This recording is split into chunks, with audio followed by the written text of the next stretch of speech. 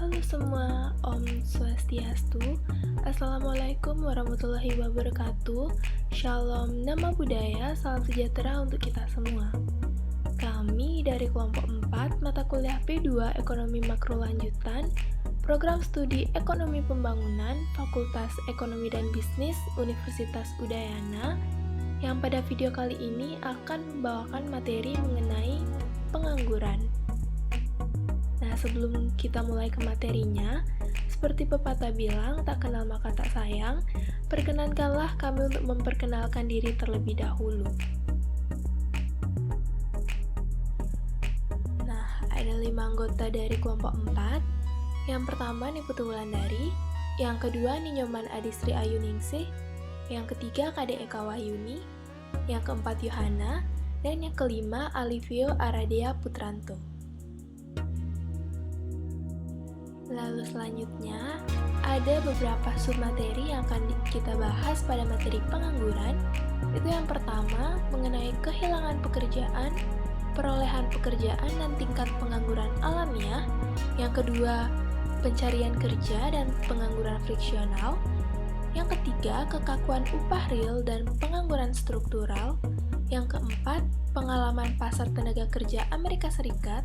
Dan yang kelima, pengalaman pasar tenaga kerja Eropa. Yang terakhir, studi kasus mengenai pengangguran di Indonesia pada tahun 2021.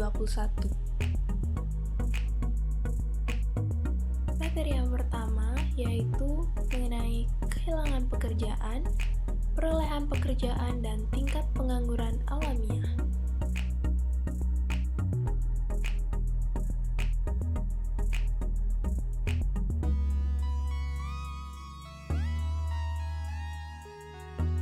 Yang pertama yaitu mengenai pengangguran.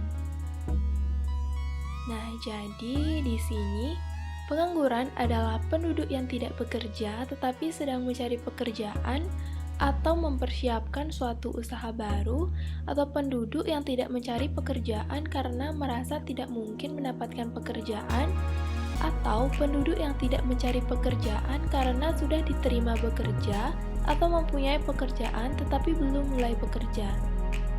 Kehilangan pekerjaan berarti penurunan standar kehidupan dan tekanan psikologis. Nah, tingkat pengangguran dapat dirumuskan dengan U per L sama dengan S per S ditambah F, di mana U merupakan jumlah pengangguran, L merupakan angkatan kerja, S merupakan tingkat pemutusan kerja, dan F merupakan tingkat perolehan pekerjaan. Lalu, berikut merupakan transisi antara menjadi pekerja dan menjadi penganggur.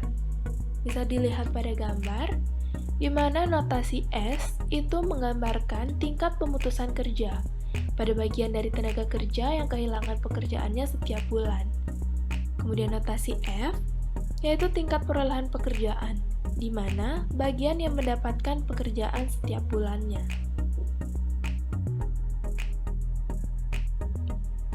Nah, tingkat pemutusan kerja dan tingkat perolehan pekerjaan secara bersama-sama menentukan tingkat pengangguran. Semakin tinggi tingkat pemutusan kerja, semakin tinggi tingkat pengangguran. Semakin tinggi tingkat perolehan kerja, semakin rendah tingkat pengangguran.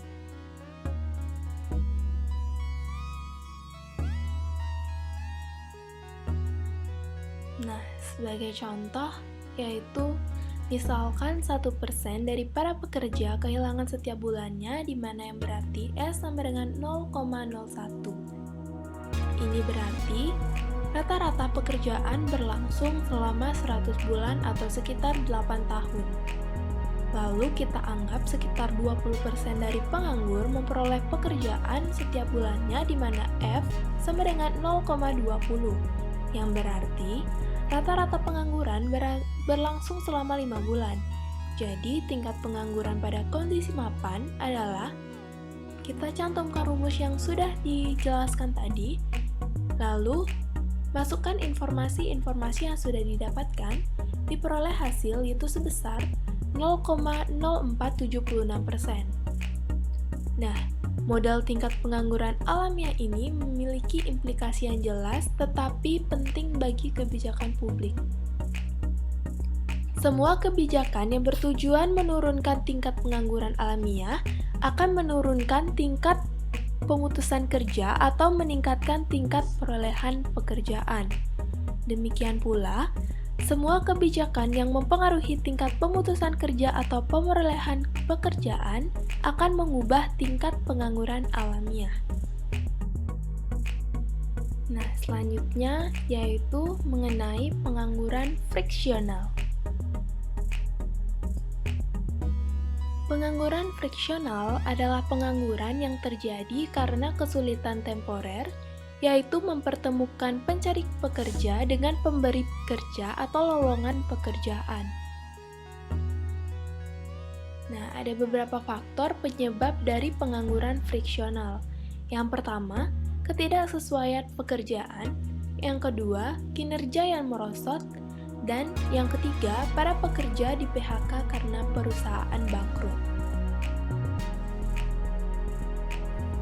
Oke, baik. Terima kasih atas kesempatannya. Perkenalkan, saya Adisri. Di sini saya akan melanjutkan mengenai materi kebijakan publik dan pengangguran friksional. Nah, telah banyak kebijakan publik yang dilakukan oleh pemerintah untuk menurunkan tingkat pengangguran alamiah dengan mengurangi tingkat pengangguran friksional. Sebagai contoh misalnya, Kantor Ketenagakerjaan Pemerintah telah menyebarkan informasi tentang lowongan pekerjaan untuk mencocokkan pekerjaan dengan para pekerja secara lebih efisien.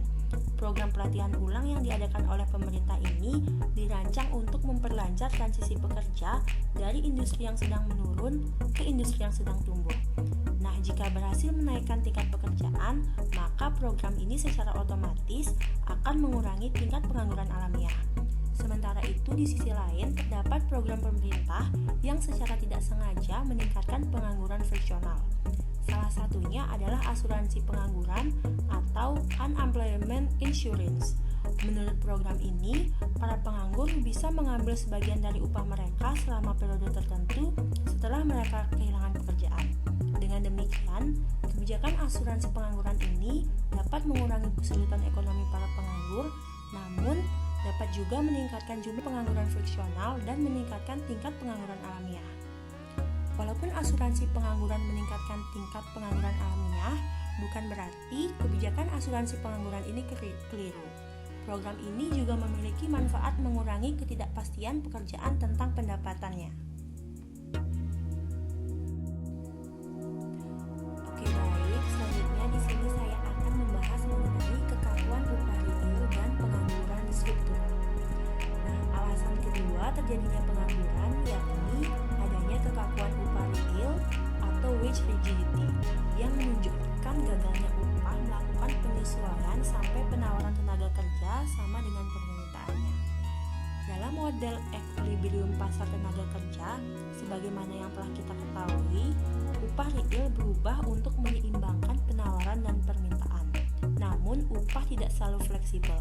Kadang-kadang upah real tertahan di atas clearing pasar atau kadang-kadang upah real berada di tingkat equilibrium. Nah, gambar pada slide telah menunjukkan mengapa kekakuan upah real menyebabkan pengangguran. Ketika upah real berada di atas tingkat yang menyeimbangkan penawaran dan permintaan, jumlah tenaga kerja yang harus ditawarkan akan melebihi jumlah yang diminta. Nah, pada kondisi ini, perusahaan harus menjatah pekerjaan yang langka di antara para pekerja. Kekakuan upah real mengurangi tingkat perolehan kerja dan mempertinggi tingkat pengangguran. Nah, pengangguran yang disebabkan oleh kekakuan upah dan penjatahan pekerjaan disebut dengan pengangguran struktural atau structural unemployment. Berbeda dengan pengangguran friksional yang telah dijelaskan tadi, para pengangguran struktural tidak dipekerjakan bukan karena mereka aktif mencari pekerjaan yang paling cocok dengan keahlian mereka.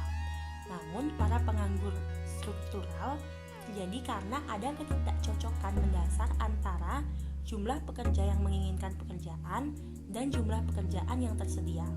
Pada tingkat upah berlaku, penawaran tenaga kerja melebihi permintaannya, sehingga para pekerja ini hanya menunggu pekerjaan yang akan tersedia. Nah, untuk membahas lebih lanjut mengenai kekakuan upah, akan akan dijelaskan 3 hal yang menyebabkan kekakuan upah ini, yaitu yang pertama ada undang-undang upah minimum, kemudian yang kedua ada kekuatan monopoli serikat pekerja, kemudian yang terakhir ada efisiensi upah. Saya akan menjelaskan mengenai penyebab kekakuan upah yang telah saya jelaskan tadi, yaitu yang pertama ada undang-undang upah minimum yang menetapkan tingkat upah minimal yang harus dibayar perusahaan kepada para karyawannya. Para ekonom percaya bahwa upah minimum memiliki dampak terbesar terhadap pengangguran usia muda. Upah equilibrium para pekerja usia muda cenderung rendah karena 2 alasan, yaitu yang pertama, karena para pekerja usia muda termasuk anggota angkatan kerja yang kurang terdidik dan kurang berpengalaman. Mereka cenderung memiliki produktivitas marginal yang rendah. Yang kedua, yaitu para pemuda seringkali mengambil sebagian dari kompensasi mereka dalam bentuk on-the-job training ketimbang bayaran langsung.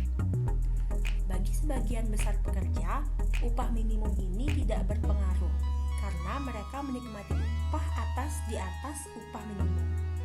Bagi sebagian lainnya, terutama yang tidak terdidik dan kurang berpengalaman, upah minimum meningkatkan upah mereka di atas tingkat equilibriumnya. Karena itu, upah minimum ini dapat mengurangi jumlah tenaga kerja yang diminta perusahaan. Saya akan menjelaskan tentang penyebab dari kekakuan upah yang kedua, yaitu kekuatan monopoli serikat pekerja. Pada slide telah dijelaskan dan ditunjukkan mengenai pentingnya serikat pekerja di beberapa negara utama. Terlihat bahwa di Amerika Serikat hanya 18% dari pekerja yang upahnya ditentukan oleh tawar-menawar. Di sebagian besar negara Eropa, serikat pekerja memainkan peranan yang lebih besar.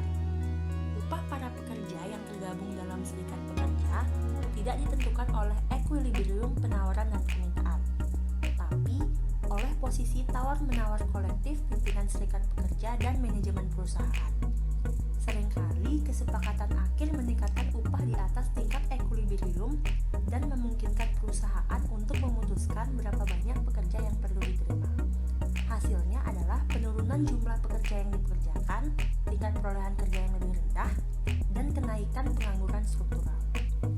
Pengangguran yang disebabkan oleh serikat pekerja dan ancaman pembentukan serikat pekerja merupakan sebuah contoh konflik antara kelompok pekerja yang berbeda, yaitu antara orang dalam atau insiders dan orang luar atau outsiders.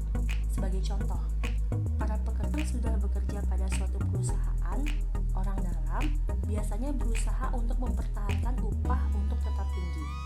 Sementara para pengangguran atau orang luar sangat menentang pemberian upah yang tinggi karena pada upah yang lebih rendah mereka bisa dipekerjakan. Kedua kelompok inilah yang cenderung memiliki kepentingan yang bertentangan.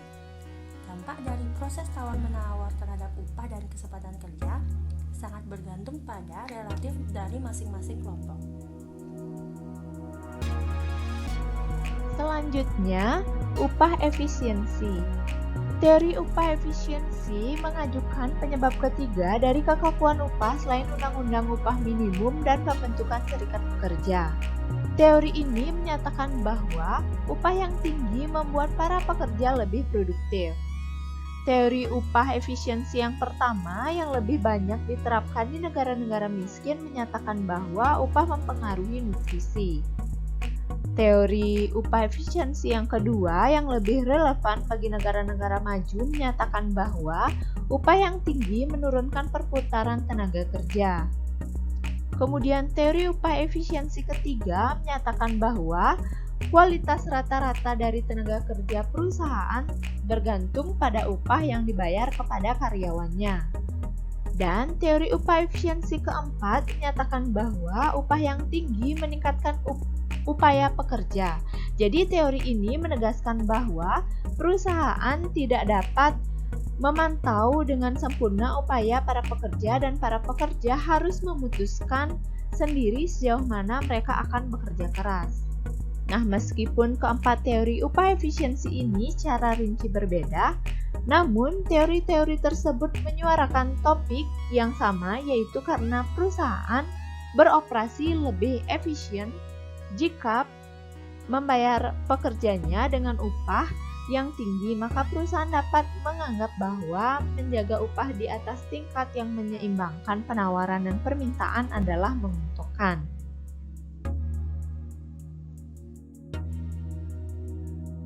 Selanjutnya yaitu mengenai pengalaman pada pasar tenaga kerja Amerika Serikat.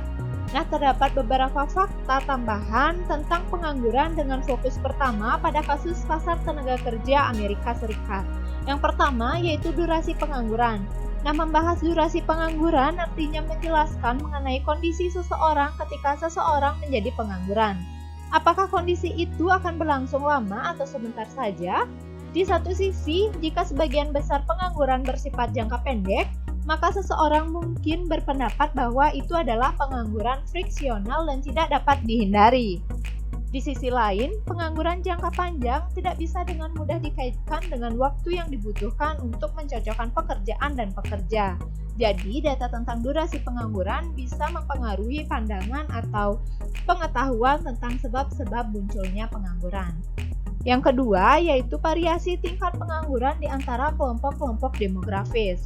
Jadi, ketika para ekonom mempelajari data tentang transisi individu antara bekerja dan menganggur, mereka menemukan bahwa kelompok dengan pengangguran tinggi cenderung mempunyai tingkat pemutusan hubungan kerja yang tinggi. Mereka menemukan sedikit variasi di antara kelompok tingkat perolehan kerja. Sebagai contoh, pria kulit putih yang bekerja adalah 4 kali lipat cenderung menjadi pengangguran jika ia seorang pemuda ketimbang ia seorang dewasa. Sekali menganggur, tingkat perolehan kerjanya tidak begitu terkait dengan usianya. Yang ketiga, tren dalam pengangguran Amerika Serikat. Nah, selama paruh terakhir abad yang lalu, tingkat pengangguran alamiah di Amerika Serikat tidak pernah stabil. Tingkat pengangguran Amerika Serikat berkisar di bawah 5% pada tahun 1950-an dan 1960-an, meningkat lebih dan 6% pada tahun 1970-an dan 1980-an, serta turun kembali di bawah 5% pada tahun 1990-an.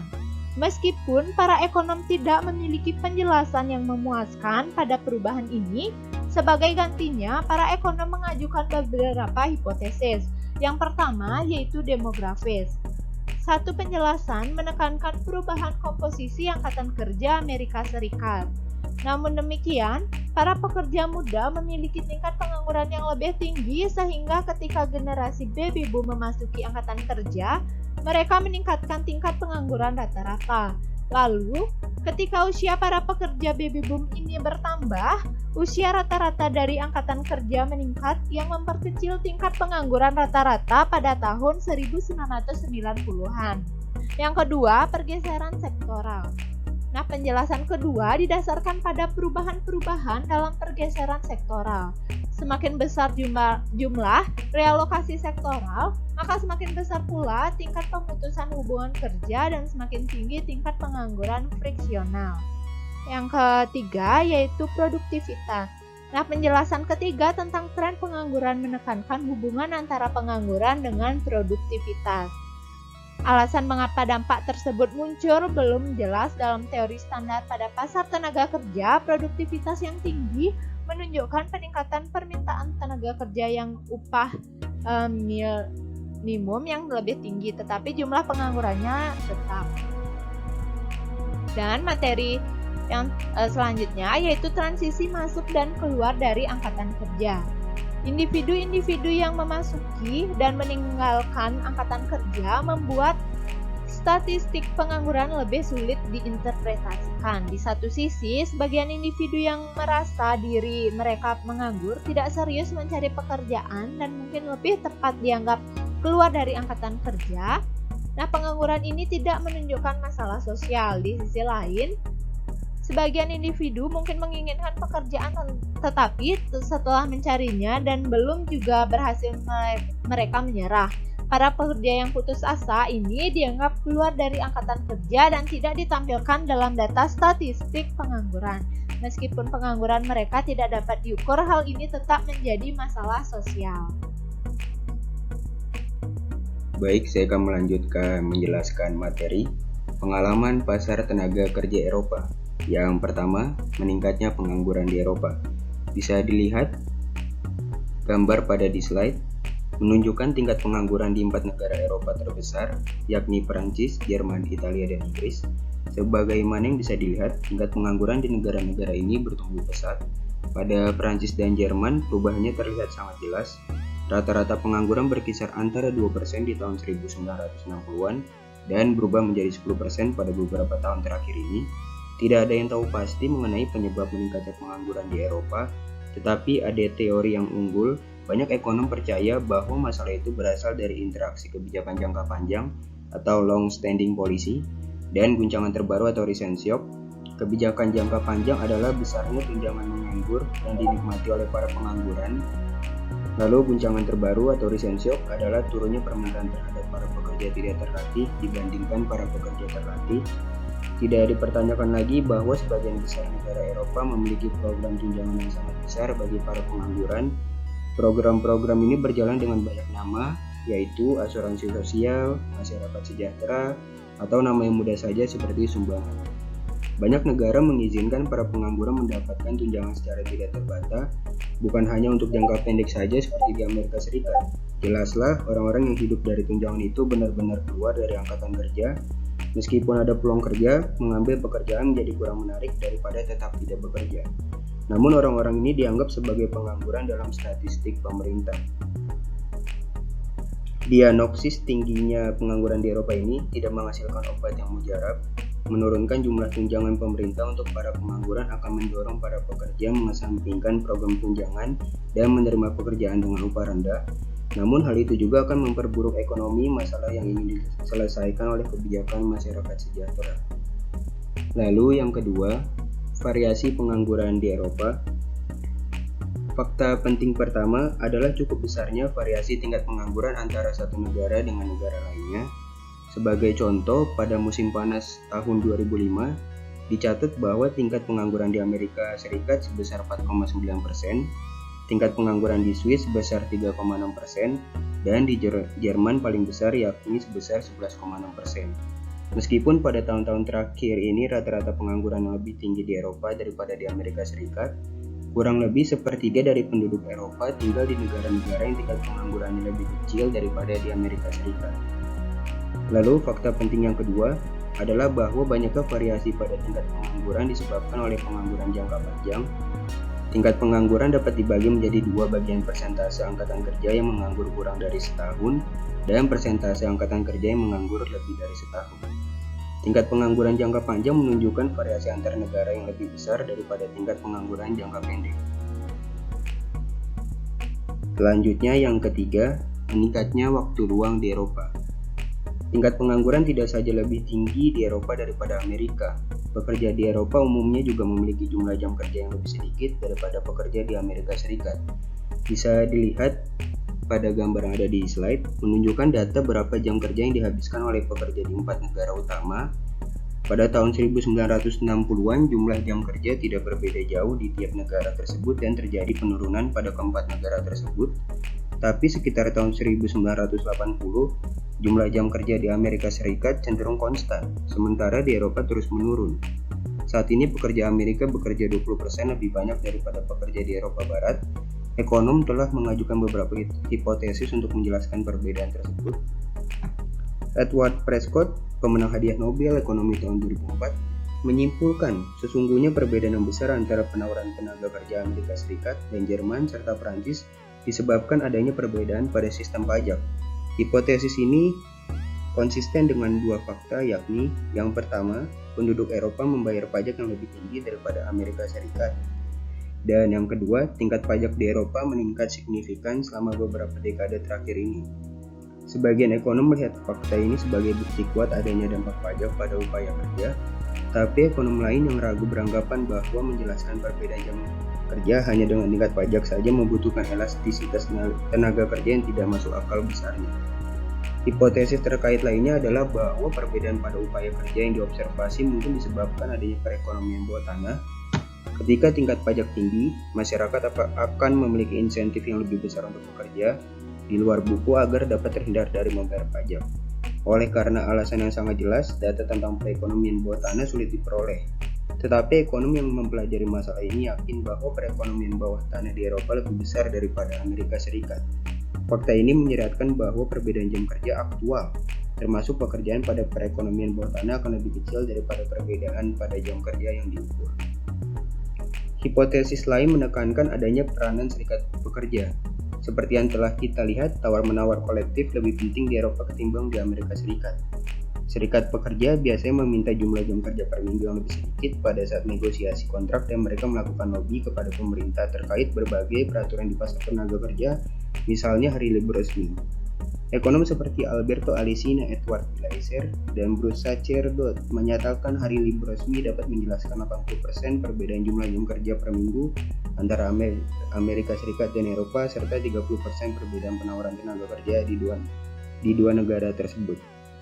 Mereka mengatakan Prescott mungkin terlalu membesarkan peranan pajak karena dengan melihat kedua negara, tingkat pajak dan tingkat serikat pekerja berkolerasi positif.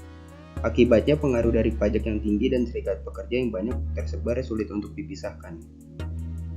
Baik, sekian materi yang bisa saya sampaikan. Terima kasih. Terima kasih atas kesempatannya. Perkenalkan, saya Adisri. Di sini saya kembali untuk mempresentasikan studi kasus tentang tingkat pengangguran yang ada di Indonesia. Nah, tabel yang telah kita lihat bersama di slide merupakan tabel karakteristik pengangguran yang terhitung dalam persen pada bulan Agustus tahun 2020, bulan Februari tahun 2021, dan Agustus tahun 2021. Nah, di tabel, salah satu karakteristik pengangguran yaitu tingkat pengangguran terbuka. Tingkat pengangguran terbuka atau TPT merupakan indikator yang digunakan untuk mengukur tenaga kerja yang tidak terserap oleh pasar kerja dan menggambarkan kurang termanfaatkannya pasokan tenaga kerja. Nah, berdasarkan data dari Badan Pusat Statistik atau BPS, TPT pada bulan Agustus tahun 2021 terlihat sebesar 6,49%. Hal ini berarti dari 100 orang angkatan kerja terdapat sekitar 6 orang penganggur. Pada tabel dapat kita ketahui juga bahwa terjadi penurunan tingkat pengangguran terbuka sebesar 0,58% di bulan Agustus 2021 jika dibandingkan dengan tingkat pengangguran terbuka di bulan Agustus tahun 2020. Namun di sisi lain, terjadi perubahan tingkat pengangguran terbuka di bulan Februari 2021 ke bulan Agustus tahun 2021, yaitu terjadi kenaikan sebesar 0,23%.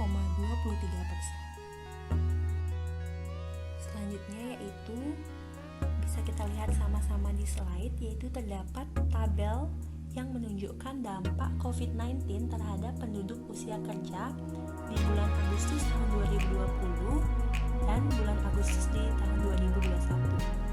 Nah, setelah kita ketahui bersama-sama bahwa pandemi COVID-19 berdampak terhadap kondisi ketenaga kerjaan di Indonesia. Pandemi COVID-19 ini membuat sebagian penduduk kehilangan atau bahkan berhenti bekerja dan menjadi pengangguran atau bukan angkatan kerja, yang disingkat sebagai BAK. Pandemi COVID-19 ini juga membuat sebagian penduduk menjadi sementara tidak bekerja atau bahkan mengalami pengurangan jam kerja.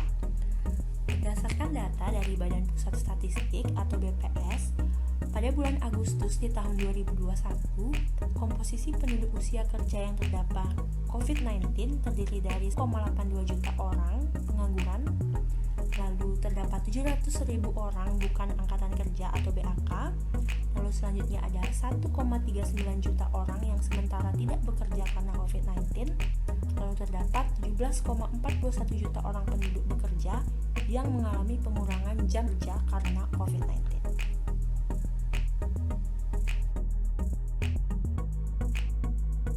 Baik, sekian video yang dapat kami paparkan. Kami mohon maaf apabila terdapat kesalahan kata. Kami tutup dengan Parama Santi, Om Santi Santi Santi Om. Assalamualaikum warahmatullahi wabarakatuh. Shalom, nama budaya, salam sejahtera untuk kita semua. Terima kasih.